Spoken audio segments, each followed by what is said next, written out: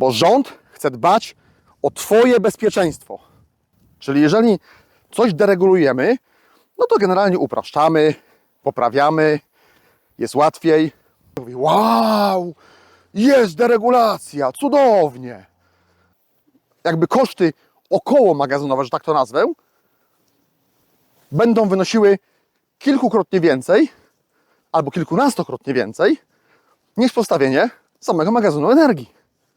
Zobaczcie, jak jesteście motani, jak macie porane mózgi. Wszystko jest wpierdzielone do jednego worka. Dlaczego? Bo tak. A wszyscy, którzy pobrali sobie dofinansowania na fotowoltaikę, na magazyny energii, no są, mówiąc kolokwialnie, w czarnej dupie. Mamy czas, jeszcze 10 dni od dzisiaj, na to, żeby to oprotestować, żeby złożyć petycję do ministerstwa. Po prostu gremialnie powinna ruszyć cała Polska i zlinczować ten projekt. Witajcie, moi drodzy. Patologia, absurd, kuriozum. Inaczej tego się nie da określić. To znaczy, da się, no ale nie chcę tu używać aż tak dosadnych słów. Moi drodzy, to co władza próbuje zrobić z obywatelami, to jest istny skandal. Nie wiem, czy macie podobne wrażenie, ale już abstrahuję od terminu, bo wiecie, że są wakacje, ludzie wyjeżdżają, mało kto uwagę zwraca na różne kwestie, no to wtedy właśnie potajemnie próbuje się przepchnąć wszelkie możliwe obwarowania, zmiany w prawie, tak żeby nikt się nie zorientował, żeby nikt nie mógł protestować. Zapraszam na odcinek.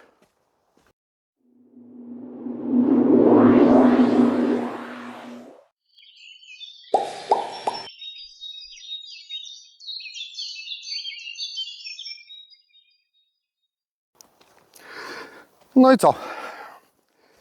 Temat dotyczy oczywiście jakże głośnej deregulacji przepisów prawa budowlanego i związanej z tym zmiany w związku z montowaniem magazynów energii. Między innymi. Słuchajcie, ja powiem Wam na początek tak. Jest to tak zwany pakiet poprawkowy, pakiet deregulacyjny, który został stworzony przez niejaki zespół pana Brzoski. Słuchajcie, powiedzcie mi albo zastanówcie się, możecie nawet to w komentarzu napisać, z czym Wam się kojarzy słowo deregulacja.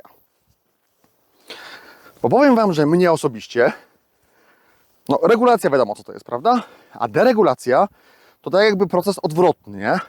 Czyli jeżeli coś deregulujemy, no to generalnie upraszczamy, poprawiamy, jest łatwiej, przyjemniej, taniej, nie wiem jak to jeszcze nazwać, tak? Ale nie. Pod przykrywką tego pięknego słowa deregulacja rząd czy ministerstwo postanowiło wpisać idiotyzmy i tak wierutne bzdury, jakich świat nie widział.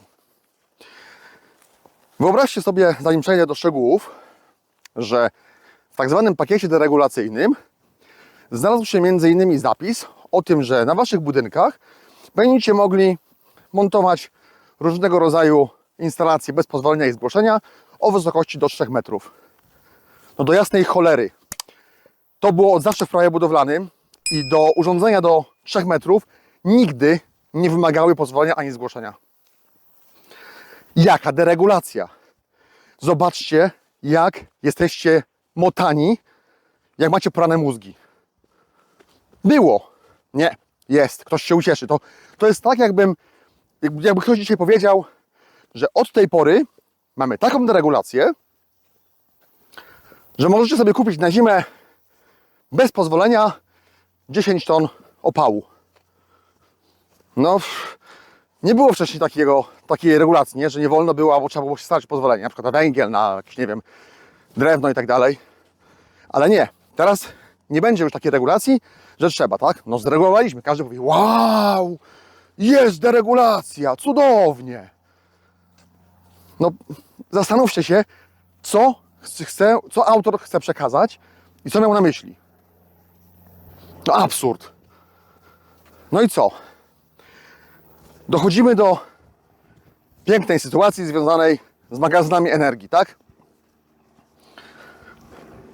Pod przykrywką rzekomego bezpieczeństwa i niby tutaj, że straż pożarna tego żąda i tak dalej, no to nagle przepisy, że bez pozwolenia, bez zgłoszenia to magazyny do 20 kWh, aczkolwiek już była nowelizacja, o tym ostatnio Sławek mówił, Sławek z kanału Panele Fotowoltaiczne. Chcą zakazać nam posiadania magazynów energii w domach. Czy wy zdajecie sobie sprawę? Chcą zakazać nam posiadania magazynów energii w domach dla naszego bezpieczeństwa i dobra. Tak. Polska będzie jedynym krajem na świecie, gdzie nie będziemy mieli magazynów energii. A z drugiej strony będziemy płacić bardzo wysokie stawki za energię elektryczną, ponieważ z braku magazynów energii będziemy mieli za dużo energii w południe, a za mało wieczorem. Że magazyny do 10 kWh, a powyżej to już pozwolenie na budowę. No bo to się niby fajczy, jara, zagraża powszechnie. No ja nie wiem, czy oni są normalni? Czy wy wiecie, ile do tej pory zapaliło się magazynów energii w Polsce? Powiem wam. Jest jeden oficjalnie udokumentowany przypadek w sierpniu 2023 roku. Z tego co pamiętam, chyba w Pabianicach zapalił się magazyn energii. Został zresztą ugaszony przez straż. Nic się złego nie wydarzyło. Jeden, jedyny. A magazynów przybywa na potęgę w tej chwili. Jakoś nic się nie dzieje. Ktoś chyba zapomniał zauważyć, że magazyny tak same z siebie to się nie palą. Nie ma rozróżnienia, czy to jest LiFePO4, czy magazyn kwasowy, czy też może jest to technologia litowo-jonowa, znana z aut elektrycznych, czy też jeszcze jakaś inna. Wszystko jest wpierdzielone do jednego worka. Dlaczego? Bo tak ktoś wymyślił, bo to jest lobby, żeby zakazać Polakom tego, żeby mieli jakąś wolność, żeby mieli niezależność, żeby mogli być samodzielni energetycznie. No, po prostu kuriozum. Ale uwaga, pozwolenie na budowę.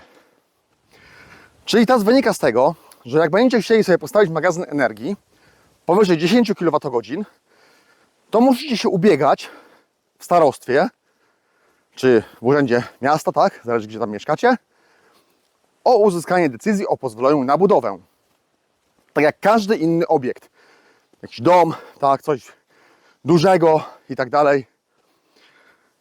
A coś z tym się wiąże?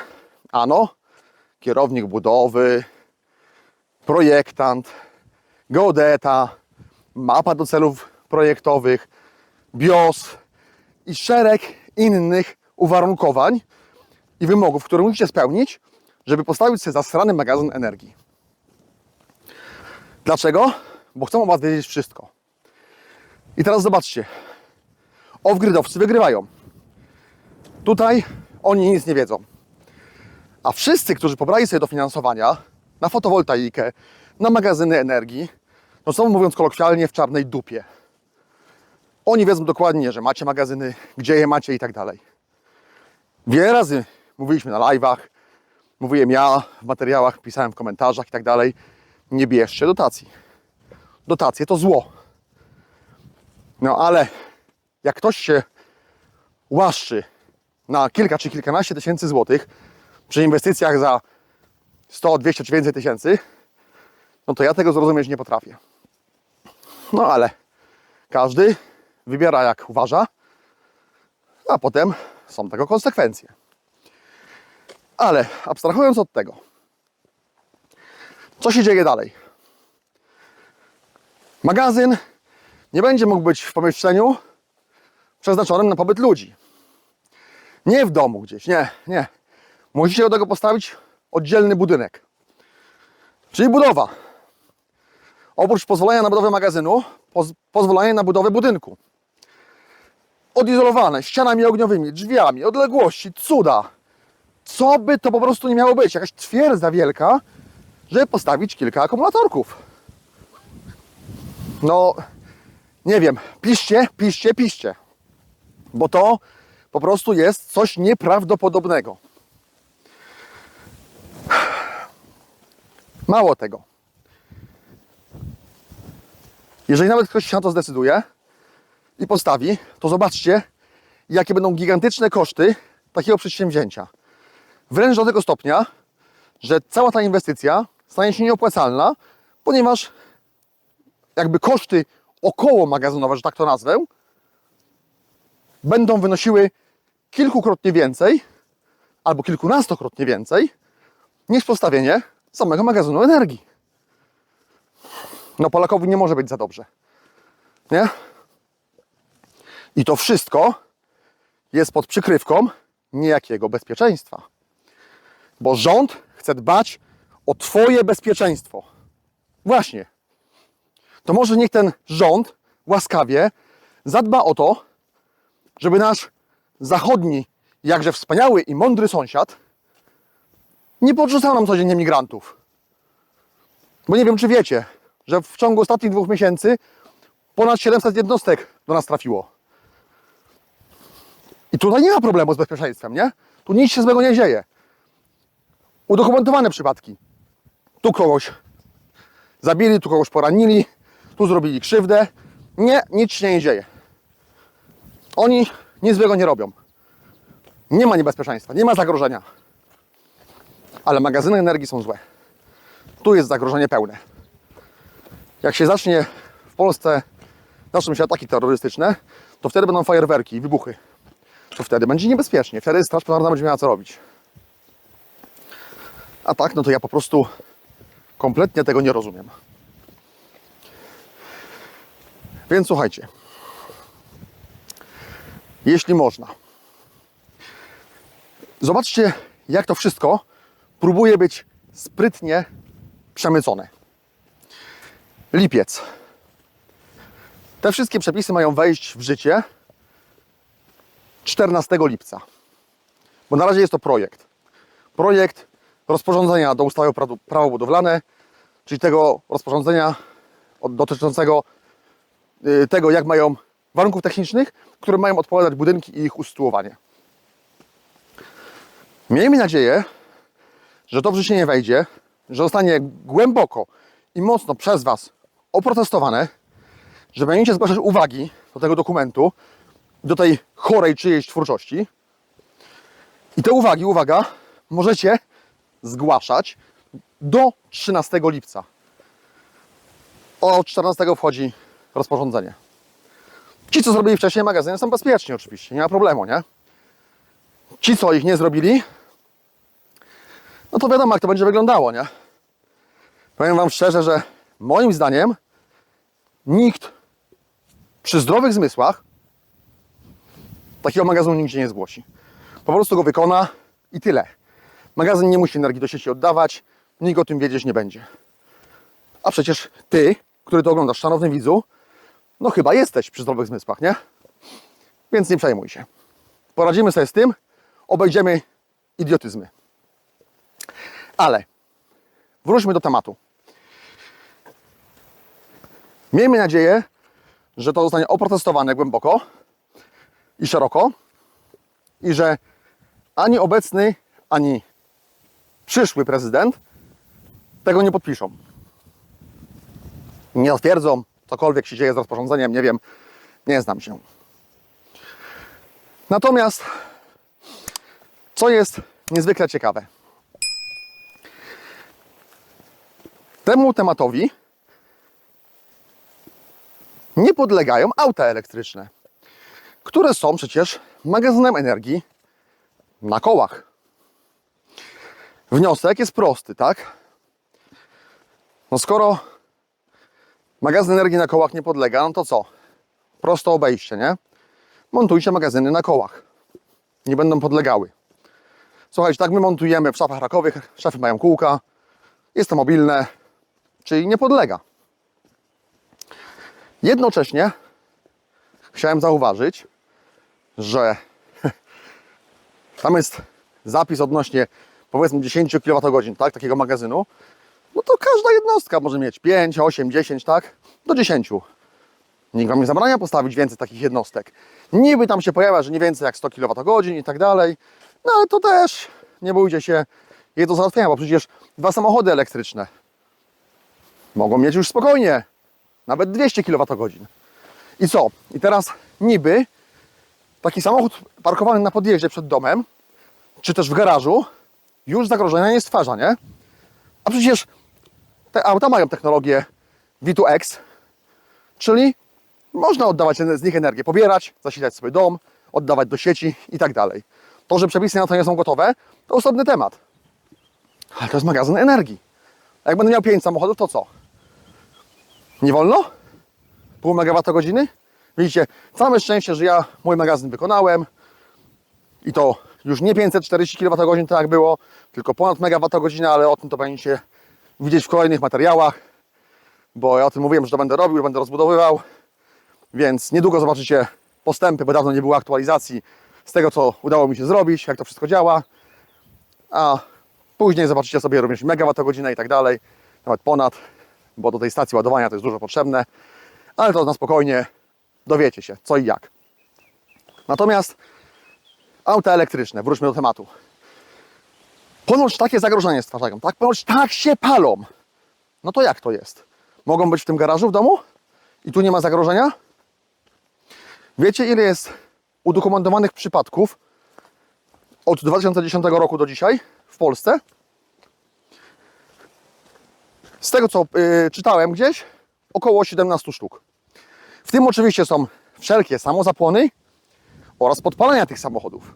No bo jak się auto zostało podpalone, to też się paliło, prawda? Więc był pożar auta elektrycznego.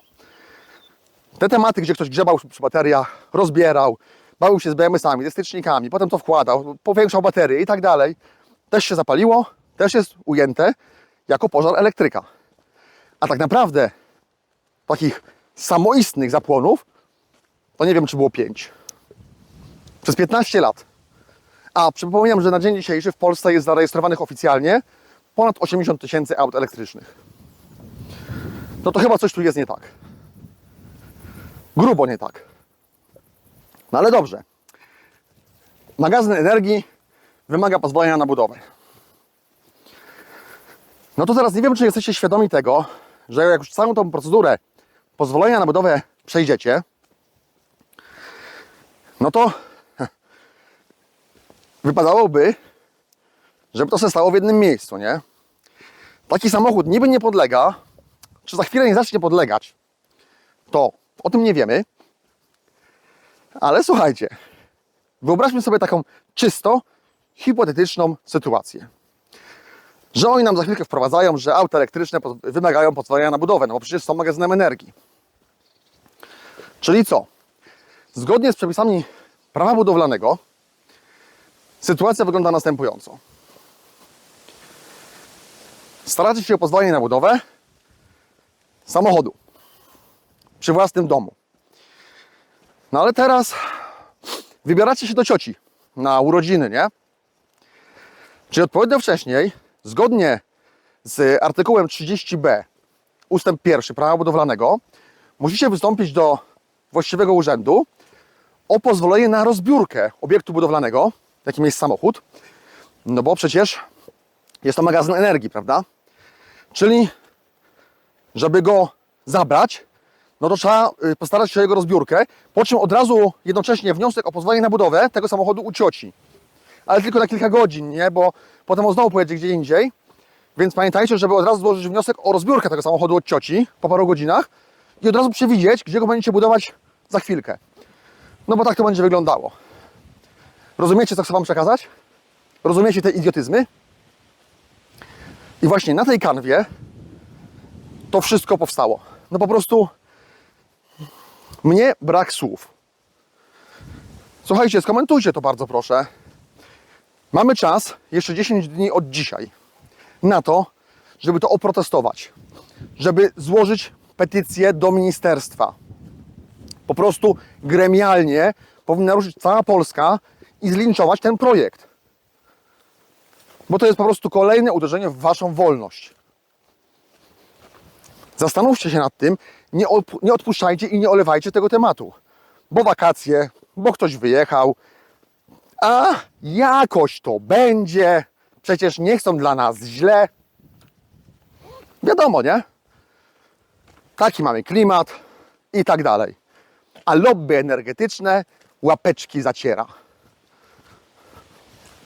To nie tak ma działać. My generalnie, słuchajcie, na pewno się nie poddamy bez względu na to, co tam będzie wpisane i naskrobane. Będziemy montować magazyny. Także jeżeli będziecie chcieli, to oczywiście śmiało się zgłaszajcie.